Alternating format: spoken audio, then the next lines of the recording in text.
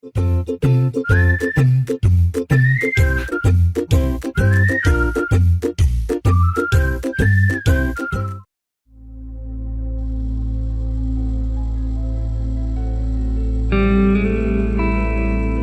National Greening Program o mas kilalang NGP ng DNR na isa sa mga banner programs ng ating Pangulo ay nasa ika-5 taon na ng kanyang implementasyon.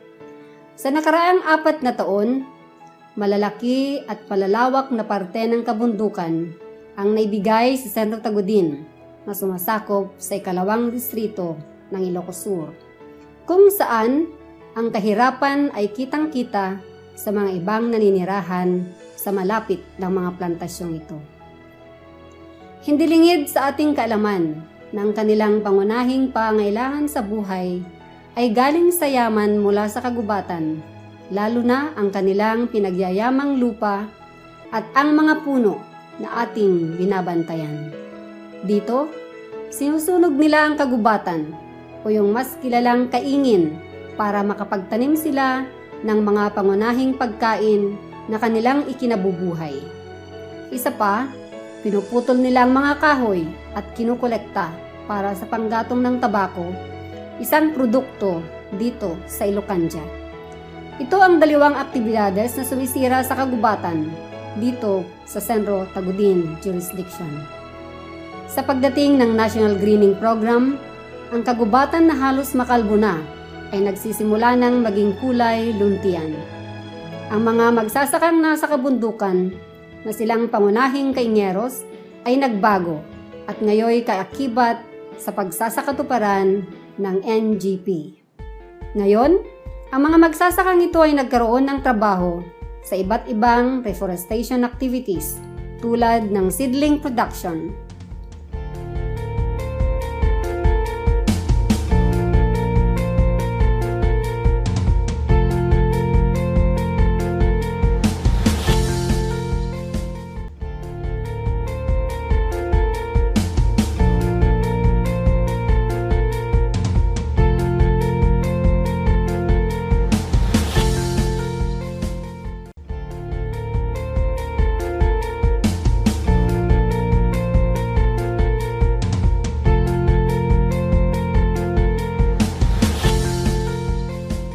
tree planting,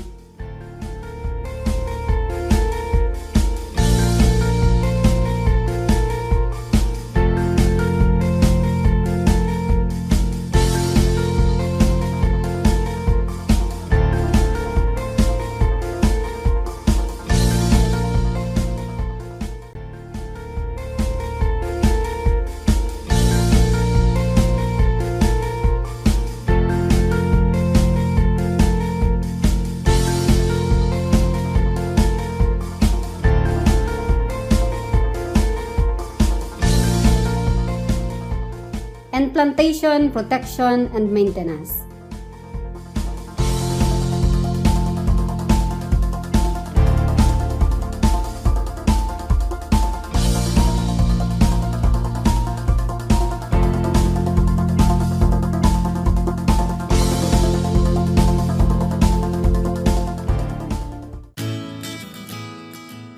Kaingin activity transformed into sustainable intercropping system, maximizing the use of land. Because of the sincerity and transparency shown in the Sentro Tagudin management in implementing development projects like the NGP, we started to invite the eyes of the investors, NGOs, and even the LGUs. They offered their hands to help us make our forest greener at no cost. We just give the necessary technical assistance and a place for them to plant. With all this attention and feedbacks, we consider this as our biggest achievements and success of Sentro Tagudin in the implementation of the National Greening Program.